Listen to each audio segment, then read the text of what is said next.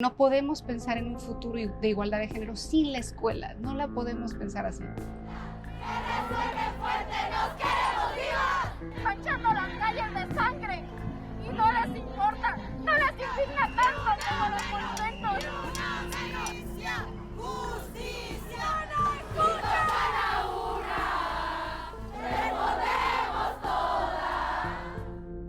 Amigos y amigas del Sol de México, yo soy Sara Lovera, periodista, directora del portal Informativos en México, y este día vamos a hablar con Ana Razo Pérez, que es una doctora del Centro de Investigaciones, el CIDE, especialista en política educativa y en prácticas educativas, quien nos explicará qué es lo que ha estado pasando estos meses con todas las niñas de este país que no pueden ir a la escuela, pero especialmente las adolescentes. Pues muchas gracias otra vez, doctora Razo. Gracias a ti, Sara, por la invitación y aplaudo un montón esta iniciativa. Muchas gracias. ¿Cómo la escuela, cómo el proceso educativo, el proceso de aprendizaje podría ayudar o no ayuda en la brecha que hay de desigualdades entre hombres y mujeres en este sistema educativo nacional? Esa pregunta es muy buena porque nos remite a pensar qué ha pasado en estos años, cuál ha sido el papel de la escuela en configurar estereotipos de género en la sociedad en la que vivimos. Realmente alguien podría pensar que el problema no nace en la escuela. Ciertamente es un problema de la sociedad en su conjunto, pero tendríamos que pensar en la escuela como ¿cuál es el papel? ¿Ha perpetuado estas desigualdades? ¿Es un mecanismo transformativo? ¿Cómo ha sido? Creo que hasta hace muy pocos años no se pensaba en la escuela como este poderoso mecanismo de transformación de los estereotipos de género. Y hasta hace poco hemos empezado a hablar de eso. Te voy a poner un ejemplo. Hablemos de oportunidades educativas. Y cuando pensamos en oportunidades educativas para todos y para todas, estamos pensando tal vez en el acceso. Y cuando alguien piensa en el acceso de mujeres a la escuela, piensa que ya es un problema que tenemos resuelto. No necesariamente, no en media superior y no en superior. Probablemente la educación obligatoria de alguna manera sí. Pero más allá del acceso, ¿qué pasa con las oportunidades entrando a la escuela? Las oportunidades educativas dentro del salón de clases son iguales para hombres y para mujeres. Y la respuesta triste, no solo en México, sino en todo el mundo, es que no. Las oportunidades educativas no son iguales. ¿Por qué? ¿Por qué no son iguales? Porque las diferencias de género se han convertido en jerarquías del aprendizaje, ¿sabes? No tratamos igual a un niño o a una niña, no tratamos igual a una joven, a un adolescente que a un joven varón, no lo hacemos. Y se ve reflejada en muchos ejemplos. Este estereotipo de qué tantas habilidades tiene una mujer, esta idea que comenzamos con las maestras y maestros comienzan a transmitir a las mujeres de que no somos buenas para hacer matemáticas, pero sí somos buenas para escribir. En muchos de los casos empoderan a las mujeres para borrar el pizarrón, para recoger la basura. ¡Qué horror! Pero a los varones se les empodera de otra forma, en poner los ejercicios, en decir quién toma nuevas responsabilidades. Serían las ayudantías. Las atribuciones y los estereotipos de nuestras habilidades y de nuestras capacidades empiezan a tomar forma desde ahí y se consolida también desde otro punto de vista probablemente cultural y no necesariamente académico. Tiene que ver con las conductas esperadas. La conducta, lo que se espera de una niña o lo que se espera de una joven adolescente. ¿Cómo se espera que te comportes? Las niñas no corren en el patio. ¿Por qué? Porque son niñas. Las niñas en deporte tienen que estar haciendo otras actividades, no fútbol, no básquetbol, no otras cosas. Esas conductas esperadas que nos configuran roles de género. Pero la cosa escala en lo preocupante y tiene que ver con la situación de violencia que experimentamos. En la escuela comenzamos las mujeres a experimentar o a intentar normalizar acciones de violencia. Cuando los niños le levantan la falda a una niña, cuando en la adolescencia golpean los pechos de una joven adolescente y en la escuela las figuras directivas piensan que eso es un juego y no castigan, no penalizan y no enseñan a los varones a respetar. O sea, las maestras y los maestros finalmente vienen de esta estructura educativa de división sexual y de desigualdad, ¿no? Y de una estructura social centrada en la masculinidad y en el patriarcado. Entonces, muchas veces las maestras y los maestros responden a esta estructura heredada de siglos. Entonces, si podemos encontrar maestras y maestros geniales, muy buenos en reconstruir estereotipos de género, por supuesto que las hay y los he visto, pero es por una acción individual más que por un diseño del sistema educativo. Esto es muy duro porque estamos pensando que en México, cuando menos, hace 40 años, que se establecieron políticas inductivas en busca de la igualdad. Las leyes han cambiado tremendamente. La llegada de las mujeres a las cámaras, las oportunidades y las instituciones creadas para disminuir la desigualdad. ¿Ustedes tienen alguna idea de por qué esto no se hizo en el sistema educativo nacional? Creo que obedece a varias razones. Primero, porque el sistema educativo nacional es un reflejo de lo que te cuento que pasa en la escuela. El sistema educativo nacional también ha tenido un patriarcado y una hegemonía. Este año la SEP cumple 100 años y ha tenido 44 titulares, contando la maestra Delfina, pero en los 100 años y los 44 titulares, solo 2 han sido mujeres, y por, la anterior mujer, un periodo muy corto, es Josefina Vázquez Mota. Ah, sí, Josefina. Así fue, ella fue la primera mujer en tomar la titularidad de la Secretaría. Ahora Delfina se convierte en la segunda mujer, pero vamos, a 100 años de historia de la SEP solamente tienes pues una y casi 2. Una y media. Y si te vas a analizar los sistemas educativos también estatales, con las instituciones de educación superior predominantemente masculinas, entonces el sistema educativo también obedece a una hegemonía patriarcal alarmante. Quiere decir que las posibilidades de que la transformación ocurra desde el núcleo son mínimas. Son mínimas. Y este gobierno de la transformación, más que este gobierno, hay 2 reformas educativas anunciadas. La del sexenio pasado, que me parece que alcanzó algunos años del sexenio, pero tal vez 4, no estoy segura. Y la anunciada ahora, que repone la anterior o que la desaparece. ¿Han considerado esto? Cuando menos en papel, ¿no? ¿Algo? Mira, tengo más noticias malas que buenas, pero hay buenas. Realmente no, porque las 2 reformas se han centrado en 2 cosas. Primero, las reformas educativas han peleado quién tiene el poder en educación. Son reformas de administración del poder dentro de la institución. No están tocando la ética pública del sistema educativo, no lo hacen. Y cuando llegan a contenidos, digamos que es una reconfiguración del orden de los contenidos, pero no unos contenidos que obedecen a la igualdad de oportunidades o a modificar la ética pública que nos ha llevado a estos estereotipos. A estas desigualdades y a este nivel de violencia, claro. Totalmente, totalmente. Entonces, estas reformas reconfiguran el poder. ¿Quién tiene el poder en el sistema educativo? Y cuando se acercan a la escuela es un reacomodo en los contenidos, pero visualizamos contenidos como la administración de la información que se transmite al estudiantado, no necesariamente como la transformación de conductas, actitudes y ética pública que es el eje transformativo de una sociedad. Entonces, estas 2 reformas tienen estas características. Hay señales positivas, que son promesas, buenas señales que ahora. La primera es el nombramiento de una mujer como titular. Y la segunda es que, al menos en educación superior, hay una nueva propuesta de ley que justamente trata de tener, estoy hablando de educación superior, de jalar el tema de la igualdad de género en el aspecto de educación superior. Entonces llama justamente comisiones de género, llama a revisar contenidos, llama a impulsar la asignación de puestos de mujeres. Entonces hay señales positivas, pero tenemos que esperar a la implementación. Y que tal vez tiene que ver porque también fueron en la educación superior, estuvo el caldo de cultivo de mujeres que estudiaron género como tú y como otras, un poco más jóvenes y otras un poco mayores. Ese es el sistema.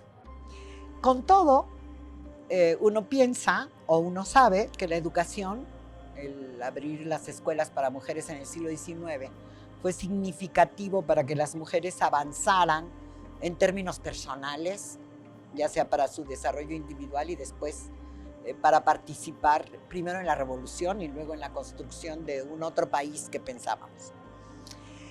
Si esto no ha pasado, se han ensanchado las diferencias porque la escuela no ayuda.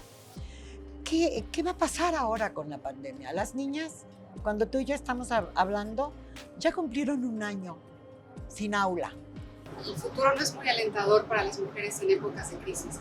De hecho, en crisis sanitarias y educativas como esta, la condición de la escuela es más devastadora para las mujeres. En situaciones de crisis como estas, una niña o una joven tiene el doble de probabilidades de no volver a la escuela. Es mucho más devastadora. y vienen con ellas situaciones críticas en muchos aspectos de la vida. La estimación es que en el mundo aproximadamente 20 millones más de niñas y mujeres dejen de asistir a la escuela. Los pronósticos para México son difíciles de dar. La Secretaría no ha publicado aún las cifras de deserción escolar, pero más o menos por agosto se pensaba que cerca de 1 millón de jóvenes, varones y mujeres, iban a abandonar la escuela, no iban a regresar al siguiente año. De eso podríamos estimar que al menos la mitad, medio millón, si no es que más, de mujeres no regresarían a la escuela. ¿En todos los niveles? Solamente en bachillerato, Especialmente en bachillerato. especialmente en bachillerato, donde los índices de deserción son más altos en general. Y antiguos, sí. Exactamente. Entonces, esto es devastador, especialmente para las mujeres, niñas que tienen menos probabilidad de volver, jóvenes, chicas, adolescentes que no regresarían a la escuela para asumir labores de cuidados a sus hermanos menores, a los adultos mayores, a los enfermos, y a que se les asignaran tareas domésticas. En todo este periodo, en el confinamiento, sí. Y las niñas también que van a tener niños. Esos efectivamente otras líneas de la violencia que experimentamos. Efectivamente las posibilidades de experimentar abuso sexual al interior de la familia o de incorporarse al trabajo sexual van a ser devastadoras. Y eso nos augura un futuro muy triste, de mucho riesgo para mujeres, para la sociedad en general, pero estamos hablando de un futuro sin nosotras. ¿Cómo lo explicaríamos? Bueno, lo voy a sintetizar en 2 formas. Cómo se experimenta cotidianamente para una joven, para una niña, para una mujer, y qué está haciendo el sistema educativo para revertir esta situación. Primero vamos a la parte cotidiana. Una mujer, una niña, adolescente, alguien puede decirle, pues, sabes, solo hay una computadora, un equipo de cómputo en casa, lo va a usar tu hermano.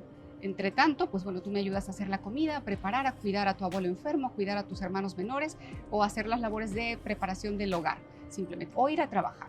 Eso puede ser, porque solo hay un equipo disponible. Es decir, nuevamente la jerarquía que da el género se hace presente en la sociedad, en las familias. Después, esas expectativas que las y los maestros pueden enviar hacia una mujer, hacia que no es tan importante que las mujeres aprendan o no pasa nada si no cachaste lo que teníamos que ver en matemáticas o en física, no importa porque eres mujer. Estamos pensando sobre todo en educación media.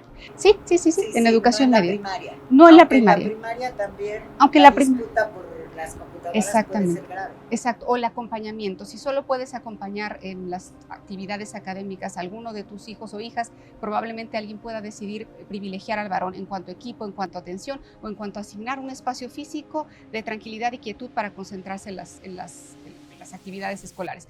Eso puede ocurrir. Entonces es devastador para las niñas y las mujeres porque simplemente no estamos privilegiando o dando condiciones óptimas para el aprendizaje de todas y de todos. Cuando avanzamos en edad y las jóvenes tienen la posibilidad de tener mayores atribuciones en responsabilidad, entonces movemos al hecho de, bueno, tú puedes hacer la comida, tú puedes cuidar, tú puedes ir a hacer. En tanto los varones no, se privilegia probablemente una acción mayormente dedicada a la actividad escolar. Eso es lo cotidiano. En educación superior puede pasar igual. Ya no tengo la posibilidad, bueno, tengo que absorber y ayudar al gasto económico de la casa, entonces voy a ir a trabajar en lugar de seguir estudiando una carrera. Eso pasaba antes de la pandemia también, ¿no? Pasaba, ahora se exacerba, es decir, creo que muchos de los temas de desigualdad de género en distintos ámbitos ya teníamos un problema y lo que viene a hacer la pandemia es a poner este dedo en la llaga, ¿sabes? Agregarle limón a la herida a lo que ya teníamos pendiente, y en educación pasa lo mismo, simplemente se van a ampliar los mecanismos y los medios para esa desigualdad. Pero allí en la vida cotidiana están otras mujeres, que son las madres. Por supuesto. Y realmente ¿Tienen algún avance de investigación ustedes o de observación sobre eso que ha pasado? Aún no. Lo que sabemos es la dificultad del acompañamiento escolar a sus hijos y a sus hijas, pero ligado a la sobrecarga de trabajo de las mujeres en esta doble jornada o triple o cuádruple. Es decir, la carga de trabajo y la dificultad del acompañamiento académico y lo que viene a ser el agobio por sentir que no están acompañando suficientes a sus hijas y a sus hijos. Entonces, hasta ahora es lo que sabemos por medio de la escuela. Necesitamos más información y seguramente se está construyendo, pero de lo que representa esta gran carga para las mujeres y también esta gran carga social que se asume el peso hacia ellas, sobre todo hacia nosotras, de decir que el éxito académico y en acompañamiento se liga directamente a la madre. El padre se desdibuja un poco porque el padre está trabajando, ¿sabes? Sí, y no sabemos, pero hay quien se lo pregunta, si esta sobrecarga de las madres que acompañan a las niñas y a los niños menores, sobre todo en primaria, tal vez al principio de la secundaria, ha generado también desde ellas más violencia contra los niños. Esa es toda una explicación que tiene que ver con el tema que mencionabas antes, con todas las dimensiones de violencia que una mujer, una niña, una joven va a experimentar desde los distintos puntos de la vida, como hija adolescente y como madre.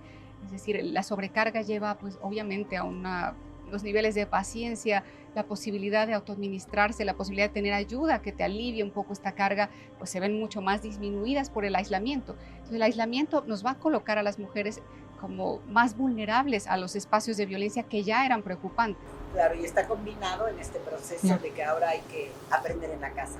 Exactamente. ¿Y el sistema educativo está haciendo algo? Pues ciertamente esta situación nos agarró a todos de sorpresa. No es la excepción el sistema educativo. Y pensémoslo así, ya veníamos arrastrando muchos problemas de desigualdad de oportunidades educativas por género o por otras muchas causas, y esto viene a exacerbar mucho más de esas desigualdades. El sistema educativo no estaba preparado, nadie estaba preparado, supongo es la peor pesadilla para cualquier autoridad educativa.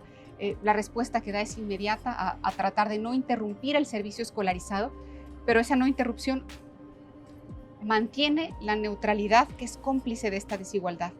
No sé si me explico, porque muchas veces el sistema educativo dice, o da la impresión de que dice, el tema de desigualdad no se gesta aquí, pero esa neutralidad es cómplice de lo que tenemos ahora. Ese no actuar limita una transformación, y me parece que fue lo que sucedió en esta vez.